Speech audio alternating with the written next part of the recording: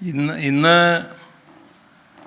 Covid ബാധിച്ചത് 28,798 പേർക്കാണ്. 1,44,372 പരിശോധനകളാണ് നടന്നത്. മരണസംഖ്യ 151. ആകെ ചികിത്സയിൽ ഉള്ളത് 2,48,526 പേരാണ്. ഇന്ന് രോഗമുക്തരായത് 35,525 പേരാണ്. ഇന്ന് ചേർന്ന അവലോകന യോഗം കോവിഡ് വ്യാപനത്തിൽ കുറവ് വരുന്നതായിട്ടാണ് വിലയിരുത്തിയത്. പക്ഷേ ഒരു പൂർണ്ണമായും ആശ്വസിക്കാവുന്ന നിലയായിട്ടില്ല. ദൈനംദിനം രോഗവിമുക്തി നേടുന്നവരുടെ എണ്ണം രോഗികളാകുന്നവരുടെ എണ്ണത്തേക്കാൾ കൂടുതലാണ് എന്നത് ആശ്വാസകരമാണ്. നിയന്ത്രണങ്ങളോട് പൊതുസമൂഹം ക്രിയാത്മകമായി പ്രതികരിച്ചതിൻ്റെ ഗുണഫലമാണ് രോഗവ്യാപനത്തിൽ കാണുന്ന ഈ കുറവ്. പക്ഷേ ജാഗ്രതയിൽ തരിമ്പും വീഴ്ച വരുത്താൻ പറ്റാത്ത സാഹചര്യം തുടരുകയാണ്. ആശുപത്രികളിൽ ചികിത്സയിൽ കഴിയുന്നവരുടെ എണ്ണത്തിൽ കുറവുണ്ടായിട്ടില്ല. ICU ബെഡുകളിൽ, വെന്റിലേറ്ററുകളിൽ ഇപ്പോൾ അനുഭവപ്പെടുന്ന തിരക്ക് കുറച്ച് നാളുകൾ കൂടി നീണ്ടു നിൽക്കുമെന്നാണ് കണക്കാക്കുന്നത്. അതുകൊണ്ട് തന്നെ ആശുപത്രികളിൽ കൂടുതൽ തിരക്കുണ്ടാകാതിരിക്കുക എന്നത് അനിവാര്യമാണ്. മനുഷ്യജീവനുകൾ നഷ്ടപ്പെടാതിരിക്കാൻ വേണ്ട ഏറ്റവും പ്രധാന മുൻകരുതലാണത് എന്നത് ഓർക്കണം.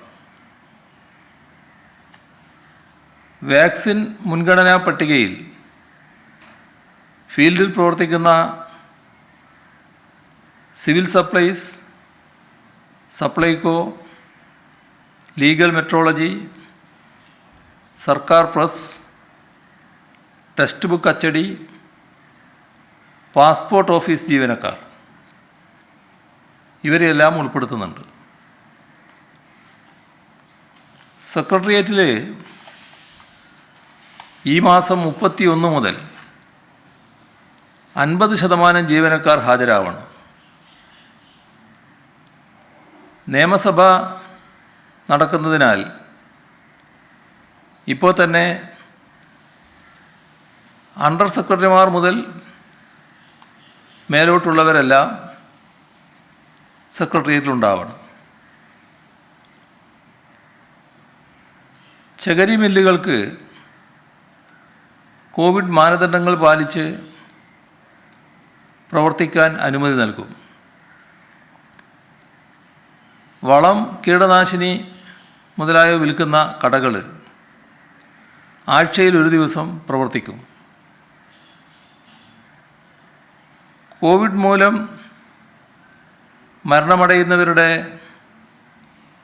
മൃതദേഹങ്ങൾ മാറ്റുന്നതിലും സംസ്കരിക്കുന്നതിലും പ്രത്യേക ശ്രദ്ധ പുലർത്തണം.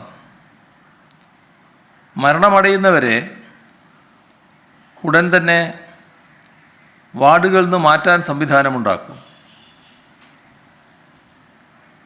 ടെക്നിക്കൽ സർവകലാശാലയിൽ അവസാന സെമസ്റ്റർ പരീക്ഷ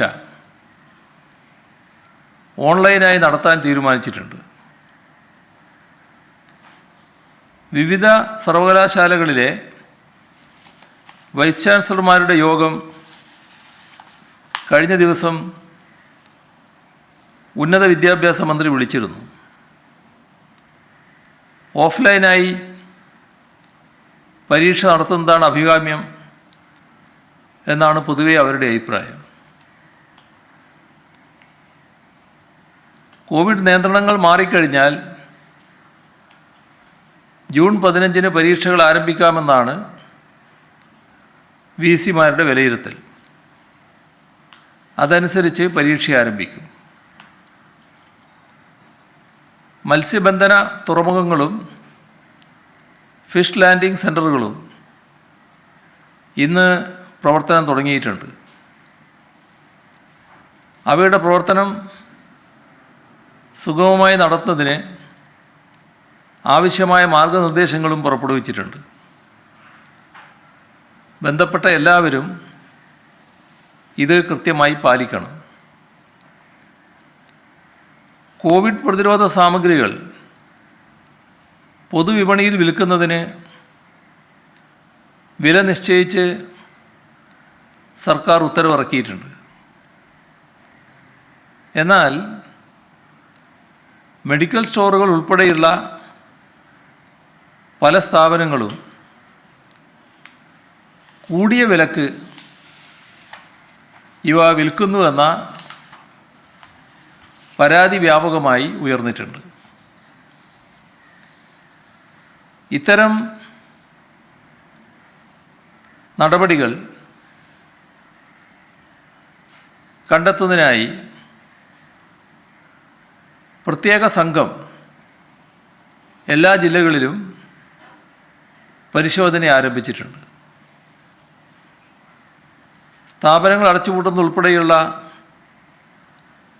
നിയമ നടപടികൾ സ്വീകരിക്കാനാണ് നിർദ്ദേശം നൽകിയിട്ടുള്ളത്. ഗുണനിലവാരമില്ലാത്ത കമ്പനികളുടെ പേരോ വിലയോ രേഖപ്പെടുത്തിയിട്ടില്ലാത്ത പൾസ് ഓക്സിമീറ്ററുകൾ വിപണിയിൽ നിന്ന് വാങ്ങാതിരിക്കാൻ എല്ലാവരും ശ്രദ്ധിക്കണം. ശരീരത്തിൻ്റെ ഓക്സിജൻ നില കൃത്യമായി മനസ്സിലാക്കേണ്ടത് കോവിഡ് രോഗികളുടെ സുരക്ഷിതത്വത്തിന് അനിവാര്യമാണ്. അപ്പോൾ ഗുണനിലവാരമുള്ള പൾസ് ഓക്സിമീറ്ററുകൾ മാത്രമേ ഉപയോഗിക്കാൻ പാടുള്ളൂ.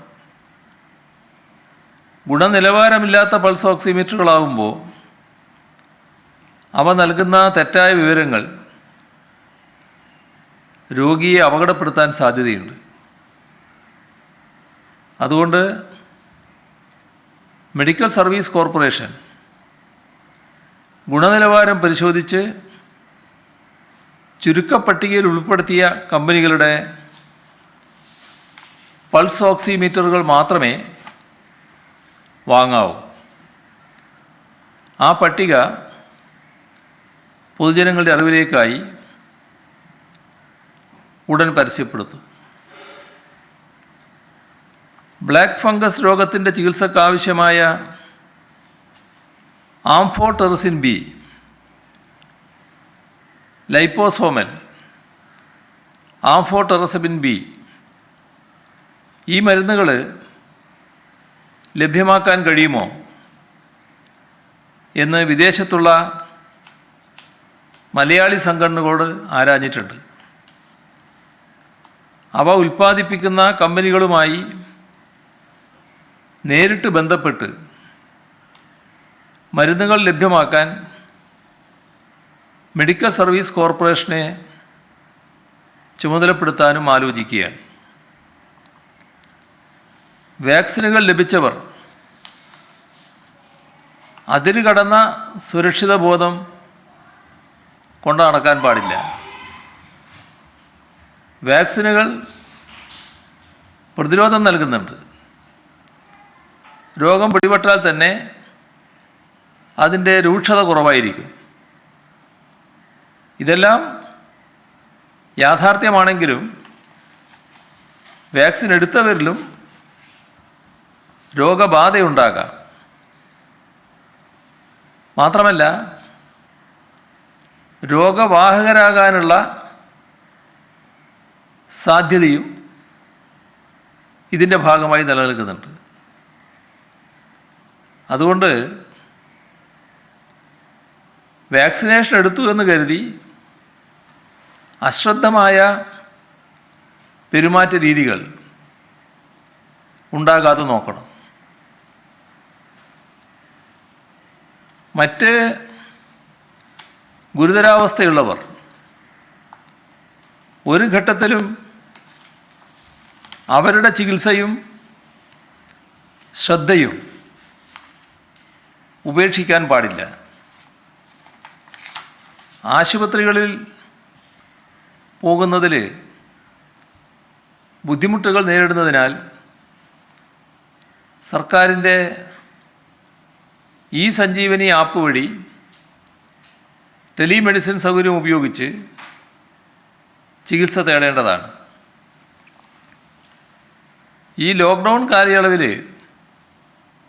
മാനസിക രോഗ ചികിത്സയിലുള്ള രോഗികൾക്കാവശ്യമായ പിന്തുണ ഉറപ്പുവരുത്തുന്നതിനായി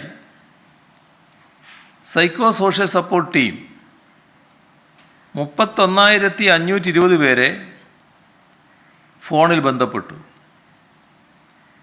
ഭിന്നശേഷിയുള്ള കുട്ടികളുടെ രക്ഷിതാക്കൾക്കായി 74,087 കോളുകളും അതിഥി തൊഴിലാളികൾക്കായി 24,690 കോളുകളും ചെയ്തു.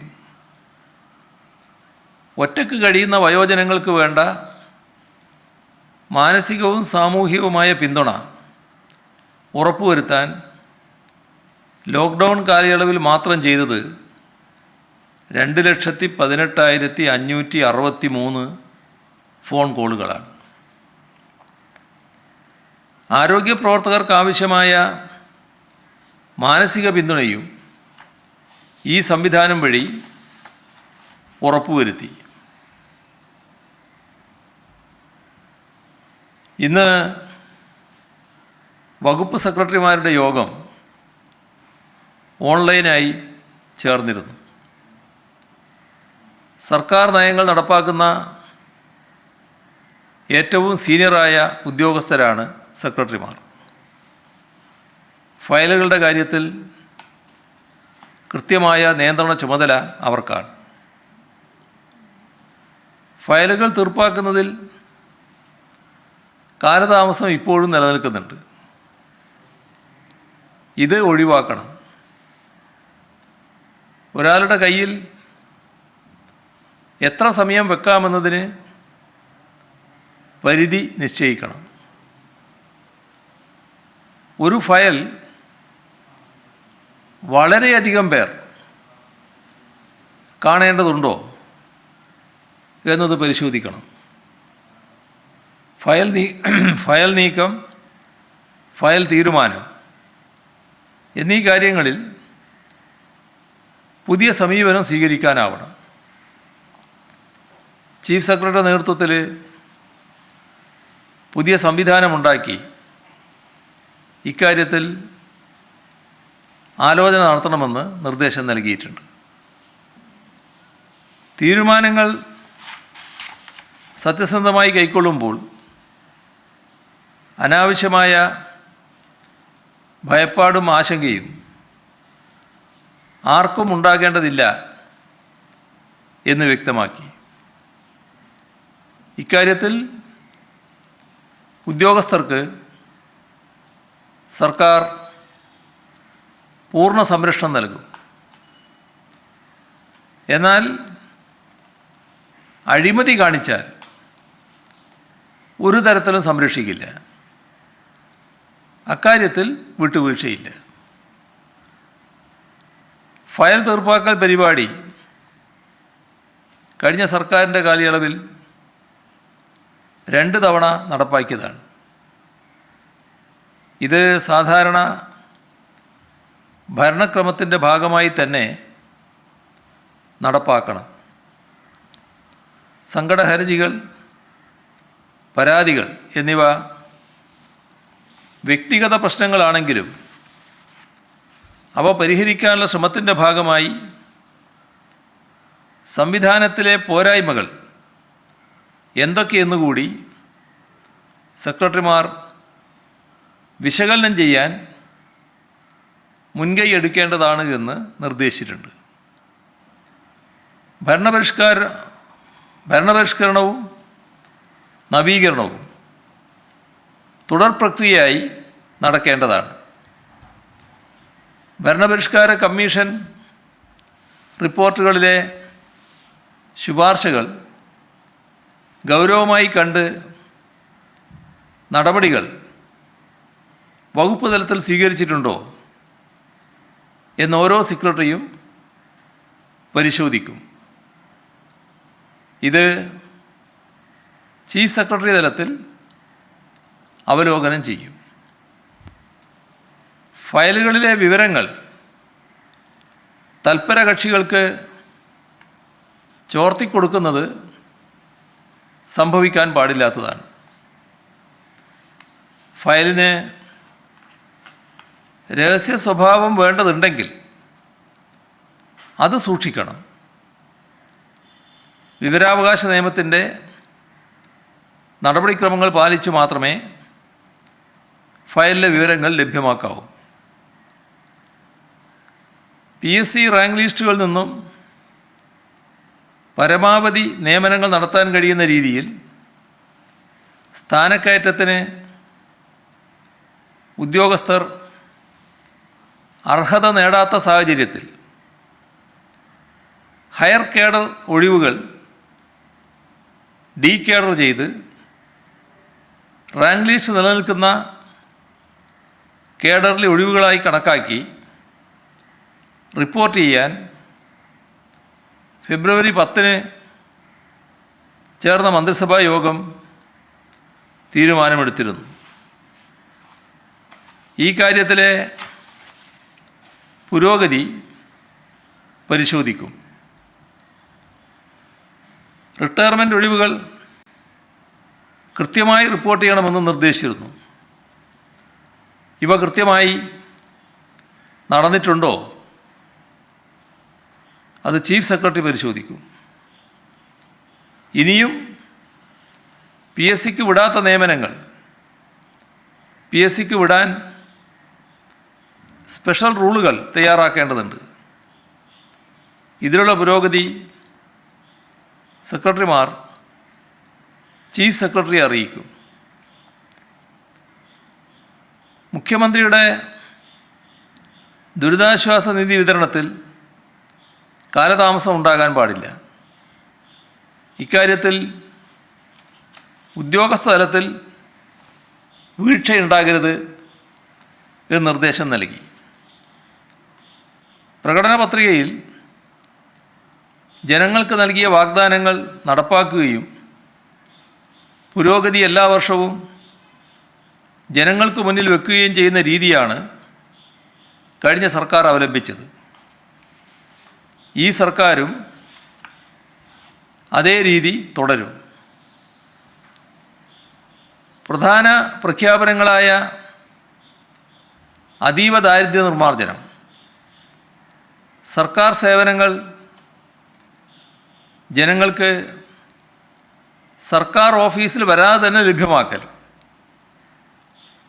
ഗാർഹിക ജോലിയിലേർപ്പെടുന്ന സ്ത്രീകളുടെ അവകാശങ്ങൾ സംരക്ഷിക്കൽ, ഭിന്നശേഷിക്കാർക്കും മുതിർന്ന പൗരന്മാർക്കും സേവനങ്ങളും മറ്റാവശ്യങ്ങളും അവരുടെ വീട്ടുപടിക്കൽ എത്തിക്കൽ,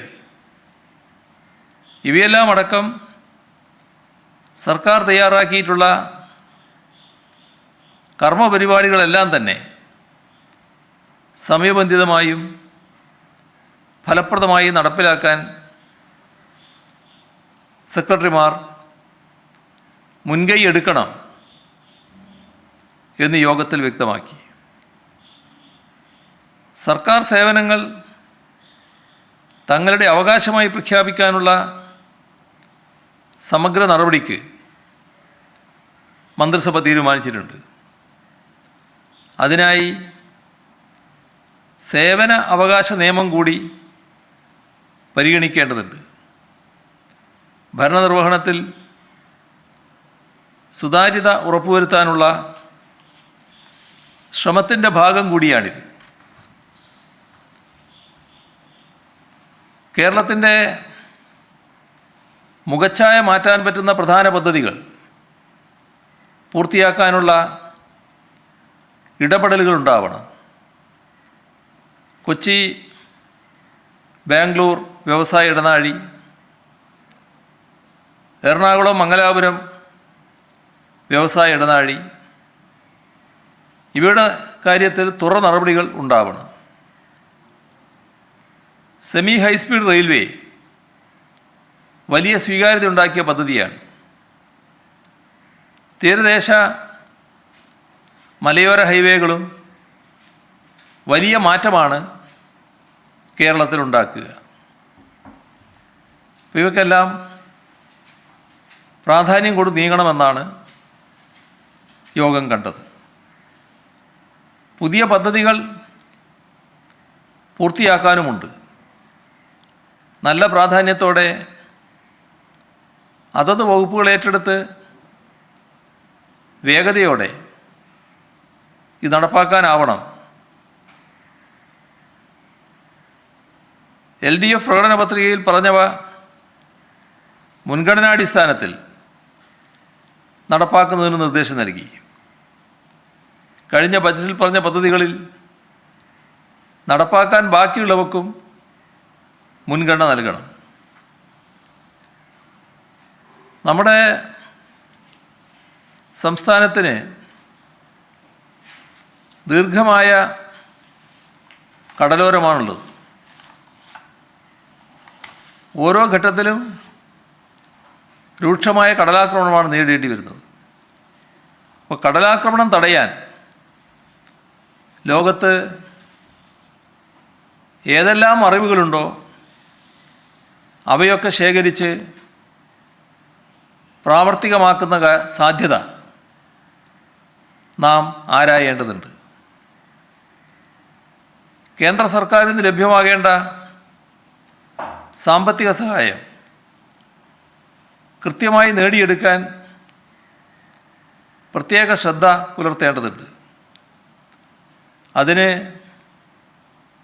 പ്രത്യേക സംവിധാനം എന്തെങ്കിലും വേണമെങ്കിൽ അതാലോചിക്കണമെന്നും കണ്ടിട്ടുണ്ട്.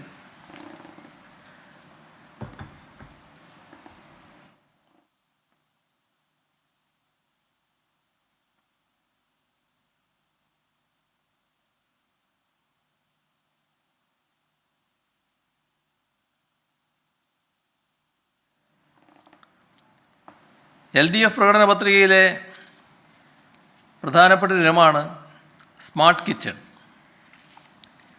അതിനുള്ള മാർഗരേഖയും ശുപാർശയും സമർപ്പിക്കുവാൻ വനിതാ ശിശു വികസന വകുപ്പ് 3 അംഗ സമിതിയെ നിയമിച്ചു. ഗാർഹിക ജോലിയിൽ ഏർപ്പെട്ട സ്ത്രീകൾക്ക് സർക്കാരിൽ നിന്ന് ലഭ്യമാക്കേണ്ട സഹായം, ഗാർഹിക ജോലിയുടെ ഭാരവും കാഠിന്യവും ലഘൂകരിക്കാൻ സ്മാർട്ട് കിച്ചൺ പദ്ധതി നടപ്പാക്കൽ, ഇവ സംബന്ധിച്ച മാർഗരേഖയും ശുപാർശകളും സമർപ്പിക്കാനാണ് 3 അംഗ സമിതി രൂപീകരിച്ചത്. ധനകാര്യ വകുപ്പ് അഡീഷണൽ ചീഫ് സെക്രട്ടറി, തദ്ദേശ സ്വയംഭരണ വകുപ്പ് additional chief secretary,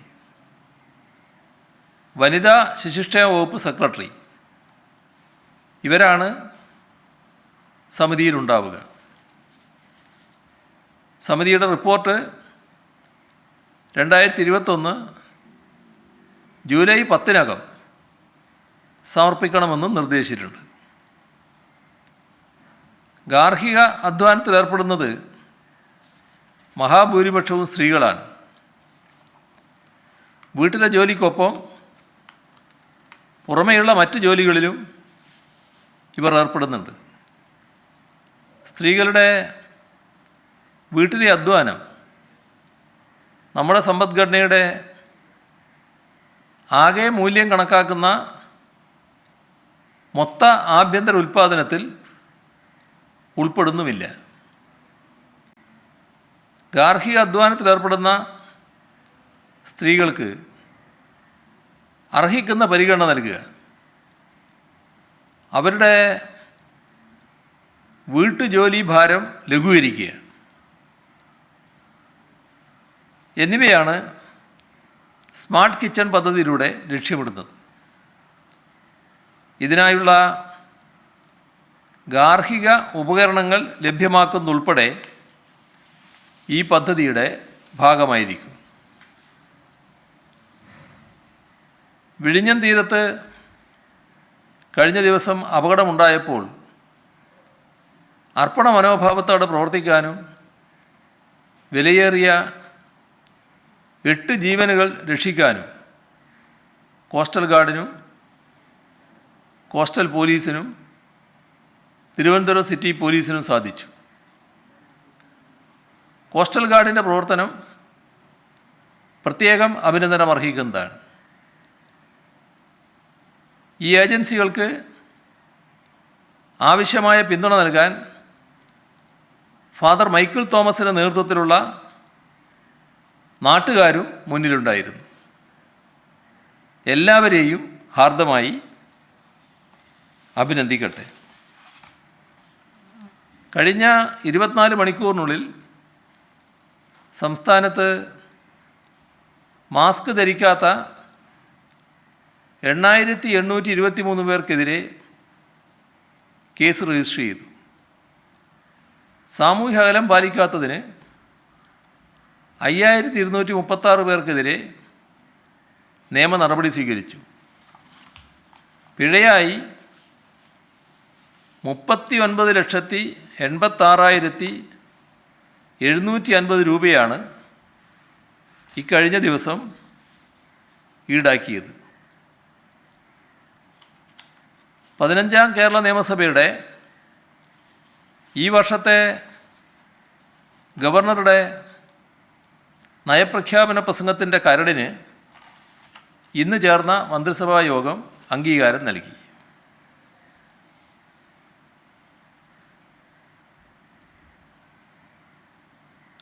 Kottayam Kanjirappally Thidanad പഞ്ചായത്തിൽ വരാകുലായിൽ സിനിൽ എന്ന കർഷകൻ വിളവായി കിട്ടിയ 250 ടൺ കപ്പ നാട്ടുകാർക്ക് സൗജന്യമായി നൽകി. ഏകദേശം 25 ലക്ഷം രൂപ വില വരും. വയനാട്ടിലെ വെള്ളമുണ്ടയിലെ സ്രോതസ് ഇനീഷ്യേറ്റീവ് എന്ന യുവാക്കളുടെ കൂട്ടായ്മ 1.5 ഏക്കർ സ്ഥലത്ത് കൃഷി ചെയ്ത് ലഭിച്ച കപ്പ ആദിവാസി കോളനിയിലെ കോവിഡ് ബാധിതർക്കായി പഞ്ചായത്ത് മുഖേന കൈമാറി.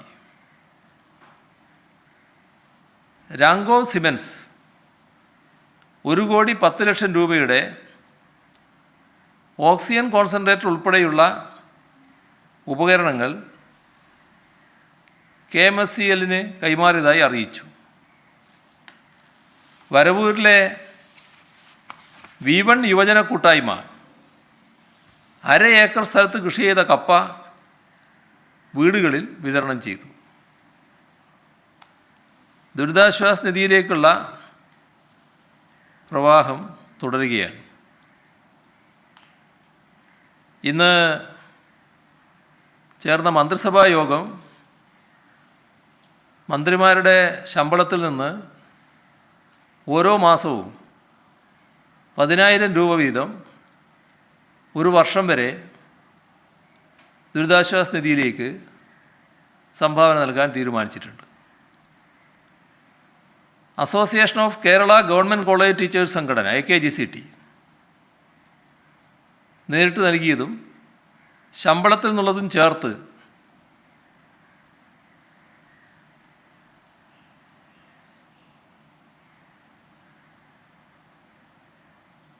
വലിയ തുകയാണ് കാണുന്നത്.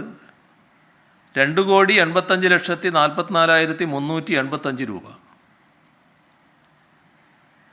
കാഞ്ഞങ്ങാട് നഗരസഭ 25 ലക്ഷം.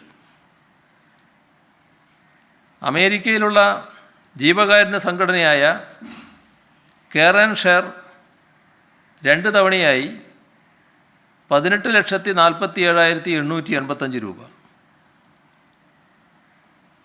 പെരിന്തൽമണ്ണ അർബൻ സഹകരണ ബാങ്ക് ജീവനക്കാരുടെ വീതം ഉൾപ്പെടെ 12,05,586.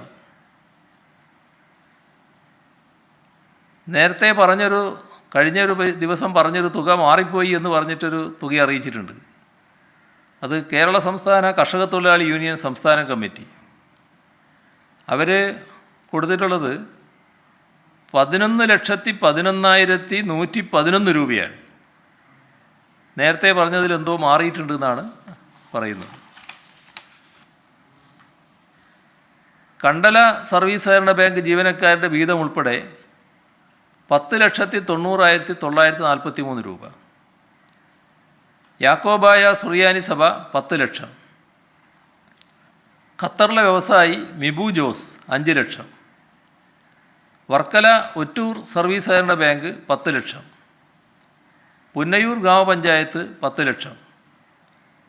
അതിയന്നൂർ ബ്ലോക്ക് പഞ്ചായത്ത് 10 ലക്ഷം.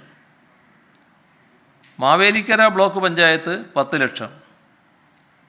വർക്കല ചെമ്മരുതി സർവീസ് സഹകരണ ബാങ്ക് 7,40,000.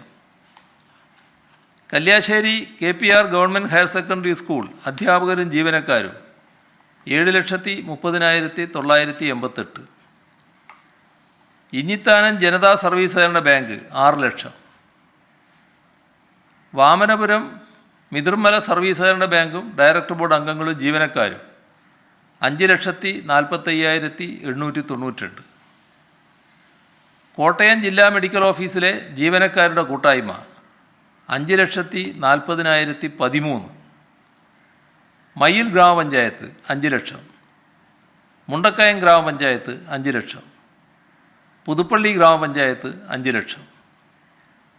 കോട്ടയം സർവീസ് സഹകരണ ബാങ്ക് കോട്ടയം മലബാർ ജീവനക്കാരുടെയും ഒരു ഡയറക്ടറുടെയും വിഹിതം ഉൾപ്പെടെ 4,38,000. മാടായി കോഓപ്പറേറ്റീവ് റൂറൽ ബാങ്ക് ജീവനക്കാർ 4,11,613. തൊടുപുഴ കരിക്കോട് സർവീസ് സഹകരണ ബാങ്ക് 3,36,540. വെൽക്കോ അഞ്ചരക്കണ്ടി ജീവനക്കാരുടെ വീതം ഉൾപ്പെടെ 2,16,500. തിരുവനന്തപുരം ടെന്നീസ് ക്ലബ്ബ് അംഗങ്ങൾ 2,50,000. കോഴിക്കോട് ചെക്കിയാട് സർവീസ് സഹകരണ ബാങ്ക് ജീവനക്കാരുടെ വീതം ഉൾപ്പെടെ 2,22,840. ഇറ്റലിയിലെ രക്തപുഷ്പങ്ങൾ എന്ന സംഘടന 2,10,000. ചിത്തര കായൽ പാടശേഖര നെല്ലുൽപാദക സമിതി 2 ലക്ഷം.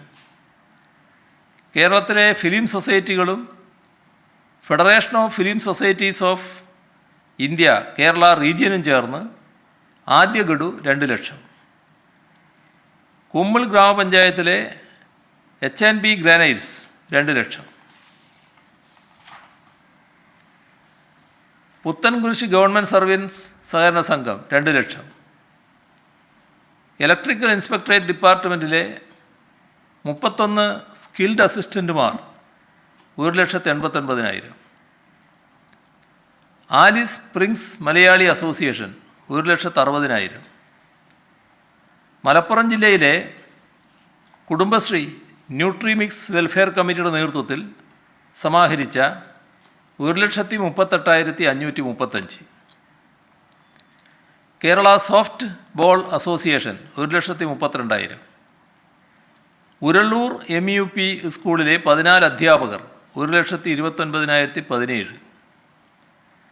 Kerala media academy chairman RS ബാബുവും കുടുംബവും 1 ലക്ഷം. സാഹിത്യകാരൻ ഡോക്ടർ NVP ഉണിത്തിരി 1 ലക്ഷം. റസാഖ് കൊടിയത്തൂർ 1 ലക്ഷം. മുൻ മന്ത്രി TU കുരുവിള 1 ലക്ഷം. മാവേലിക്കര ബ്ലോക്ക് പഞ്ചായത്ത് 1 ലക്ഷം. കോങ്ങാട് വയങ്കരപ്പാടത്ത് സുകുമാരനും ഭാര്യ കമലാക്ഷിയും 1 ലക്ഷം. വർക്കല ബ്ലോക്ക് റൂറൽ സഹകരണ സംഘം 1 ലക്ഷം. പാലക്കാട് പോളിടെക്നിക്കിൽ നിന്നും വിരമിച്ച അധ്യാപകൻ നാരായണൻകുട്ടി 1 ലക്ഷം. Furniture manufacturers association president Tommy Pulikkattil 1 ലക്ഷം. റോബിൻ വർഗീസ് കല്ലൻ മാർബിൾസ് പുക്കാട്ടുപടി 1 ലക്ഷം. വെൺമണി ഗ്രാമസേവാ സമിതിയും അംബികോദയം ഹയർ സെക്കൻഡറി സ്കൂൾ സ്റ്റാഫും 1,00,000. Kozhikodans baker's and exporters 1,00,000. CPIM Malappuram ജില്ലാ സെക്രട്ടറി EN മോഹൻദാസും ഭാര്യ K ഗീതയും പെൻഷൻ തുക 77,107. ജോലി സംബന്ധമായ ആവശ്യങ്ങൾക്ക് വേണ്ടി രാജസ്ഥാനിലെ ജയ്പൂരിൽ താമസിക്കുന്ന CPIM അനുഭാവികളുടെ കൂട്ടായ്മ ജയ്പൂർ കോമ്രേഡ്സ് 61,101. അലൈൻ പ്രവാസി സഖാക്കൾ 50,555. മാവേലിക്കര ആക്കനാട്ടുകരയിലെ ഓലിക്കൽ അനീഷ് 50,000. മുൻകാല NGO യൂണിയൻ പ്രവർത്തകൻ Medayil Balachandran Nair 50,000. Public prosecutor P Suresh 50,000. മേപ്പയൂരിലെ റിട്ടയേർഡ് അധ്യാപക ദമ്പതികളായ MB രാജൻ രത്നമ്മ എന്നിവർ 50,000. കണ്ണൂരിലെ പിക്കോസ് ചെയർമാൻ ഉദയകുമാറും ഭാര്യ ധനലക്ഷ്മിയും ചേർന്ന് 50,000. മലപ്പുറം പുത്തനത്താണിയിലെ നവദമ്പതിമാരായ ചാർട്ടേഡ് അക്കൗണ്ടൻറ്റ് പ്രജോഷും വർഷയും 50,000. പുളിങ്കുന്ന് എഞ്ചിനീയറിംഗ് കോളേജ് 2007-2011 ബാച്ച് സൗഹൃദ കൂട്ടായ്മ 50,000. കേരള PSC മുൻ chairman advocate M Gangadharakurup 50,000. Kerala iron fabricants engineering unit association Wayanad ജില്ലാ കമ്മിറ്റി 50,000. കുട്ടിലങ്കാട് കുഞ്ഞിക്കോരൻ്റെ മരണാനന്തര ചടങ്ങുകൾ ഒഴിവാക്കി കുടുംബം 50,000. വിദ്യാഭ്യാസ വകുപ്പിൽ നിന്ന് വിരമിച്ച KB Ashokan 50,000. Wayanad Sultan Bathery Thara coffee private limited 50,000. Employees and teachers centre സംസ്ഥാന committee 50,000. NHM doctors Ayurveda Kannur 33,500. SFI Koothuparamba area committee footballer CK ഉബൈദിൻ്റെ ജേഴ്സി ഓൺലൈൻ ലേലം ചെയ്ത് ലഭിച്ച 33,333 രൂപ. Palakkad Kollengode scout master Sreedharan Namboothiripad, guides captain Mini S Namboothiripad എന്നിവർ ചേർന്ന് 32,000. AIYF വെട്ടക്കൽ മേഖലാ കമ്മിറ്റി 30,786 രൂപ. ഇത്രയും വിവരങ്ങളാണ് ഇന്ന് കൈമാറാനുള്ളത്.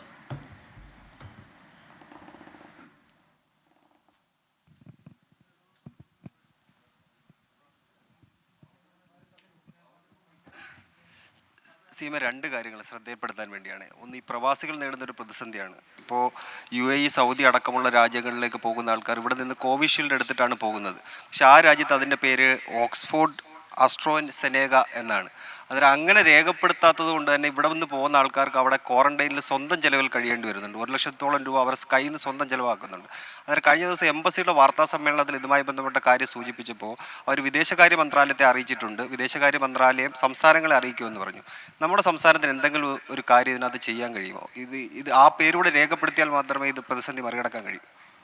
ഇതിപ്പോൾ ഈ പേര് കൃത്യമായിട്ട് എഴുതിക്കൊണ്ടുള്ള ഒരു നിവേദനം ലഭിച്ചാൽ അതുമായി ബന്ധപ്പെട്ടുള്ള നടപടി നമുക്ക് കേന്ദ്ര ഗവൺമെൻറ്റുമായി ബന്ധപ്പെട്ട് സ്വീകരിക്കാം. അതിലിവിടുത്തെ ആരോഗ്യവകുപ്പ് അവിടെ ബന്ധപ്പെട്ട് ആവശ്യമായ നടപടി സ്വീകരിക്കുന്നതിനുള്ള കാര്യങ്ങൾ നമുക്ക് നീക്കാവുന്നതാണ്. അതിൽ പ്രശ്നമില്ല, വലിയ പ്രശ്നമില്ലാതെ പരിഹരിക്കാൻ കഴിയുന്നൊരു കാര്യം മാത്രമായിരിക്കും അത്. സീമ, ഈ പ്രവാസികളുടെ കാര്യത്തിലാണ് വാക്സിൻ്റെ കാര്യത്തിൽ വിഷയമുണ്ട്. അത് രണ്ടാം വാക്സിൻ ലഭിക്കുന്നില്ല എന്നൊരു പരാതിയുണ്ട്. ആദ്യ വാക്സിൻ ലഭിച്ചിട്ട് രണ്ടാം വാക്സിൻ ലഭിക്കാത്തത് കാരണം അവർക്ക് തിരിച്ചു പോകാൻ കഴിയാത്തൊരു സാഹചര്യം ഉണ്ടെന്നും പരാതിയിൽ പറയുന്നുണ്ട്. അത് മറ്റൊരു വിഷയം എന്ന് പറയുമ്പോൾ സ്വകാര്യ ആശുപത്രിയിൽ ഒന്നാം ഡോസ് വാക്സിൻ എടുത്തവർക്ക് രണ്ടാം ഡോസ് വാക്സിൻ ലഭിക്കുന്നില്ല എന്ന പരാതി ചില സ്വകാര്യ ആശുപത്രിയിൽ നിന്നുള്ള ഒരു പരാതിയാണ്. അതൊക്കെ ഈ അവസാനം പറഞ്ഞതിന് ഒഴികെയുള്ള കാര്യം കഴിഞ്ഞ ദിവസങ്ങളിൽ നമ്മൾ ചർച്ച ചെയ്തും വിശദമായിട്ട് പറഞ്ഞതുമാണ്. അതിൽ പ്രവാസികൾക്ക് മുൻഗണന കൊടുത്തിരിക്കുന്നു എന്നത് നേരത്തെ വ്യക്തമാക്കിയതാണല്ലോ. രണ്ടാമത്തെ ഡോസ് നൽകുന്നതിനും അതിന് സന്നദ്ധതയുണ്ട്. ഒരു പ്രശ്നം ഉള്ളത് ഈ കോവിഷീൽഡ് നിശ്ചയ ദിവസം കഴിഞ്ഞാണ് നൽകേണ്ടത്. ആ നിശ്ചയ ദിവസം കഴിഞ്ഞ് നൽകുമ്പോൾ ഇവർക്ക് ചില പ്രശ്നങ്ങൾ വരും പ്രവാസികൾക്ക്. കഴിഞ്ഞ ദിവസം ഞാൻ പറഞ്ഞതാണ്. അപ്പോൾ ആ പ്രശ്നം പരിശോധിക്കാൻ വേണ്ടി ആരോഗ്യവകുപ്പിനെ ഏൽപ്പിച്ചിരിക്കുകയാണ്. അതിനെങ്ങനെ പരിഹാരം കാണാൻ പറ്റുമെന്നുള്ളത് അവർ വിദഗ്ധ സമിതിയുമായിട്ടൊക്കെ ആലോചിച്ച് കാര്യങ്ങൾ നീക്കും. ഏതായാലും പ്രവാസികൾക്കുള്ള പ്രശ്നങ്ങൾ പരിഹരിക്കണം എന്ന് തന്നെയാണ് സർക്കാർ കാണുന്നത്. രണ്ടാമത്തെ പ്രശ്നം ഈ പ്രൈവറ്റ് ഹോസ്പിറ്റലുകളിൽ ചെയ്തു, അവർക്ക് കിട്ടിയില്ല, ഇപ്പോൾ കിട്ടുന്നില്ല, അതുകൊണ്ട് അവിടെ രണ്ടാമത്തെ ചെയ്യാനില്ല. അവിടെ ഒന്നാമത്തെ ചെയ്തു എന്നത് ഒരു ഒന്നാമത്തെ ചെയ്തതായിട്ട് കണക്കാക്കും. രണ്ടാമത്തത് അവരെ കയ്യിലില്ലെങ്കിൽ ഈ അർഹതയുള്ള വിഭാഗത്തിൽപ്പെട്ടതാണെങ്കിൽ സർക്കാരിൽ നിന്ന് ലഭിക്കുന്നതിന് ഒരു തടസ്സവും ഉണ്ടാവുകയില്ല. വാക്സിൻ വിതരണ കേന്ദ്രങ്ങളിൽ ഭിന്നശേഷിക്കാർക്ക് പ്രത്യേക ക്യൂ ഉണ്ടാകുമെന്ന് പറഞ്ഞു നേരത്തെ, പക്ഷെ പലയിടത്തും അതില്ല. അതുപോലെ തന്നെ ഈ മാനസിക വെല്ലുവിളി നേരിടുന്നവർക്ക് അവർക്കും പ്രത്യേക ക്യൂ ഇല്ല. അവർക്ക് ഒരുപാട് സമയം ക്യൂവിൽ നിൽക്കാൻ കഴിയാത്തൊരു അവസ്ഥയുണ്ട്, അറിയാവുന്നതാണല്ലോ. അതിനെന്തെങ്കിലും പരിഹാരം? അത് ഈ വാക്സിൻ ലഭ്യമാക്കുന്ന സ്ഥലത്ത് കൃത്യമായ ചില ക്രമീകരണങ്ങൾ ഉണ്ടാക്കേണ്ടതുണ്ട്. അപ്പോൾ അതിന് ആദ്യമേ തന്നെ ചില നടപടികൾ സ്വീകരിക്കണമെന്ന് നിർദ്ദേശിച്ചിട്ടുണ്ട്. പക്ഷേ ആ നിർദ്ദേശം പൂർണ്ണമായിട്ട് ഫലസിദ്ധിയിലായിട്ടില്ല. ഒന്നുകൂടി ശ്രദ്ധിക്കാം. CM വിദേശ രാജ്യങ്ങളിൽ പഠിച്ചിട്ട് വന്നിട്ടുള്ള ഡോക്ടേഴ്സ് ഇവിടെ രജിസ്ട്രേഷൻ നടപടികൾ പൂർത്തിയാക്കിയിട്ട് ഇപ്പം നമ്മുടെ ഹോസ്പിറ്റൽസിൽ ജോലി ചെയ്യുന്നുണ്ട്. അതിൽ ബഹുഭൂരിപക്ഷ ആളുകൾക്കും വാക്സിനേഷൻ കിട്ടിയിട്ടില്ല എന്നുള്ള ഒരു അവസ്ഥയുണ്ട്. അത് ശ്രദ്ധയിൽപ്പെട്ടിട്ടുണ്ടോ? അതിൽ എന്തെങ്കിലും ഒരു മുൻഗണന കൊടുക്കുമോ? അത് നമ്മുടെ ആരോഗ്യരംഗത്ത് വർക്ക് ചെയ്യുന്ന എല്ലാവർക്കും വാക്സിനേഷൻ നൽകുക, അതിന് മുൻഗണന കൊടുക്കുക എന്നുള്ളത് തന്നെയാണ് സർക്കാർ നയമായിട്ട് എടുത്തിട്ടുള്ളത്. അതിൽ വിദേശത്ത് പഠിച്ചവരോ ഇവിടെ പഠിച്ചവരോ എന്നുള്ള വ്യത്യാസമില്ല. ആരോഗ്യരംഗത്ത് പ്രവർത്തിക്കുന്നവർക്ക് മുൻഗണന കൊടുക്കുക എന്ന് തന്നെയാണ് കണ്ടിട്ടുള്ളത്. എക്കാലമായതിനാൽ ഈ ദിവസമെങ്കിലും ഒന്ന് തുറക്കുന്നതിന് ഒറ്റത്തവണയായിട്ട് അനുമതി കൊടുക്കണമെന്ന് അഭ്യർത്ഥിക്കേണ്ടത് സാധനങ്ങൾ മാറ്റുന്നതിനും വൃത്തിയാക്കുന്നതിനും വേണ്ടിയിട്ടാണ്. എന്തെങ്കിലും ആക്രി സാധനങ്ങൾ കട ആർട്ടിസ്റ്റ് സാധനം അവർക്ക് ഈ സാധനത്തെയും ഞങ്ങൾ പൊളിച്ച വാഹനങ്ങളുടേതായാലും പേപ്പറുകളും പഴയത്, അപ്പോൾ അത് വൃത്തികേടായി കിടക്കുന്നു. അതൊന്ന് കയറ്റി വിടുന്നതിനും ഒന്ന് വൃത്തിയാക്കി വെക്കുന്നതിനും മാത്രം 2 ദിവസം മാത്രം ഒരു അനുമതി കിട്ടിയാൽ നന്നായിരുന്നു എന്ന് ആ മേഖലയിൽ നിന്ന് ആവശ്യം വരുന്നുണ്ട്. പരിശോധിച്ച് നോക്കാം എന്താ. CM AKGയുടെ പേരിലുള്ള ഒരു സഹകരണ സ്ഥാപനമാണ് ഇന്ത്യൻ കോഫി ഹൗസ്. കഴിഞ്ഞ ഈ നമ്മുടെ ഒന്നാമത്തെ ലോക്ക്ഡൗൺ മുതൽ അവിടെ ഏതാണ്ട് 3000-ഓളം തൊഴിലാളികൾ ജോലി ചെയ്യുകയാണ്.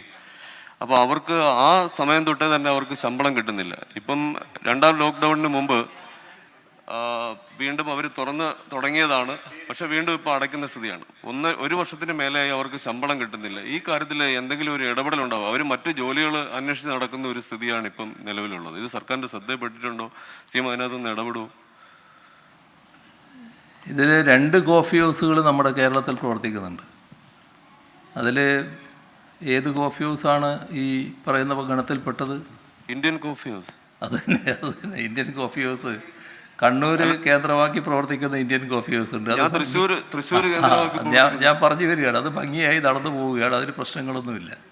തൃശ്ശൂരിലെ കോഫി ഹൗസിൽ, തൃശ്ശൂർ കേന്ദ്രമായി പ്രവർത്തിക്കുന്ന കോഫി ഹൗസിൽ എന്താണ് പ്രശ്നമെന്നത് നമുക്ക് പരിശോധിക്കാം. അത് ലേബർ വകുപ്പിനോട് പരിശോധിക്കാൻ പറയാം.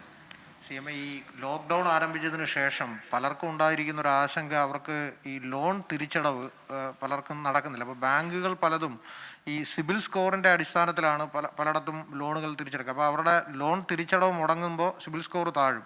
അപ്പോൾ ഈ ഒരുപാട് പേരുടെ ഒരു ആവശ്യം, ഈ ബാങ്കുകളോട് എന്തെങ്കിലും ഒരു അഭ്യർത്ഥന സംസ്ഥാന സർക്കാരിന് നടത്താൻ കഴിയുമോ? ഈ തൽക്കാലത്തേക്കെങ്കിലും കുറച്ച് നാളത്തേക്ക് ഈ വ്യവസായങ്ങളൊക്കെ ഒന്ന് നന്നായി വരുന്നത് വരെ, അല്ലെങ്കിൽ അവരുടെ ആളുകളുടെ ഇതൊന്ന് ശരിയായി വരുന്നവരെ ഒന്ന് നടത്തുവാൻ കഴിയുമോ എന്നൊരു അഭ്യർത്ഥന പല ഭാഗങ്ങളിൽ നിന്നായി മാധ്യമ സ്ഥാപനങ്ങളിലേക്ക് ഫോൺ കോളുകളായി വരുന്നുണ്ട്. അല്ല, അതാണല്ലോ നേരത്തെ നമ്മൾ നടത്തിയത്. ഈ കാര്യത്തിൽ ബാങ്കുകളെ നേരിട്ട് വിളിച്ച് അഭ്യർത്ഥിക്കുകയല്ല ചെയ്തത്. ബാങ്കുകളോട് പറയാൻ ആധികാരികതയുള്ള കേന്ദ്ര ഗവൺമെൻറ് ശ്രദ്ധയിൽ നമ്മൾ ഈ പ്രശ്നം കൊണ്ടുവന്നു. എന്നിട്ട് ഇതിന് മൊറട്ടോറിയം കൊടുക്കണം എന്ന് തന്നെ നമ്മൾ ആവശ്യപ്പെട്ടു. അതിൻ്റെ നടപടി നമ്മൾ പ്രതീക്ഷിച്ച് നിൽക്കുകയാണ്. ബാങ്കുകാരെ നമ്മൾ വിളിച്ചൊരു അഭ്യർത്ഥന നടത്തുന്നതിലും വേറെ പ്രശ്നങ്ങളൊന്നുമില്ല, അത് നമുക്ക് പരിശോധിക്കാം. CM കിടപ്പ് രോഗികൾക്ക് വീടുകളിലെത്തി വാക്സിനേഷൻ നടത്താൻ കഴിയുമോ എന്ന് ചോദിക്കുന്നുണ്ട്. പലർക്കും ഈ സെൻറ്ററുകളിൽ എത്താൻ ബുദ്ധിമുട്ടുണ്ട്. പിന്നീടുള്ള ഈ പഞ്ചായത്തുകളിലെ ഈ കിടപ്പ് രോഗികളുമായി ബന്ധപ്പെട്ട പാലിയേറ്റീവ് കെയർ കേന്ദ്രങ്ങൾ പ്രവർത്തിക്കുന്നുണ്ട്. അവർക്കിപ്പോൾ ഈ മരുന്ന് വാങ്ങുന്നതിനുള്ള ഫണ്ട് കിട്ടുന്നില്ല എന്ന് പറയുന്നുണ്ട്.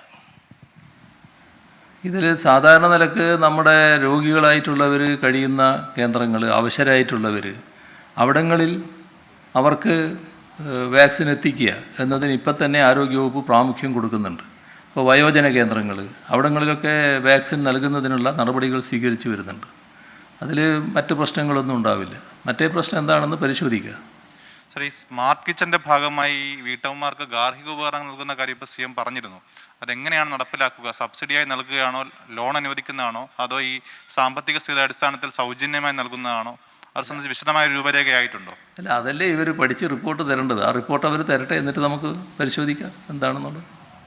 CM ഇപ്പോൾ പല സ്കൂളുകളിലും ഓൺലൈനായിട്ടുള്ള ക്ലാസ്സുകൾ ആരംഭിച്ചിട്ടുണ്ട്. ഇനിയിപ്പോൾ 1-ാം തീയതി സംസ്ഥാന സിലബസിലുള്ള സ്കൂളുകളിലും ഓൺലൈൻ ക്ലാസ്സുകൾ തുടങ്ങുകയാണ്. ഇപ്പോൾ പുസ്തകങ്ങൾ, നോട്ട്ബുക്കുകൾ ഉൾപ്പെടെയുള്ള സ്റ്റേഷനറി സാധനങ്ങളൊന്നും കിട്ടാത്തൊരവസ്ഥയുണ്ട്. അപ്പോൾ ഈ അത്തരത്തിലുള്ള വ്യാപാര സ്ഥാപനങ്ങൾക്ക് പരിമിതമായ തോതിലെങ്കിലും തുറന്ന് പ്രവർത്തിക്കാനുള്ള ഒരു അനുവാദം നൽകുമോ? അത് ഗൗരവമായൊരു പ്രശ്നമാണ്. ആ സ്റ്റേഷനറി കടകൾ നിശ്ചിത സമയം തുറന്നു വെക്കുന്നതിനുള്ള സൗകര്യങ്ങൾ നമുക്ക് ഉണ്ടാക്കാം.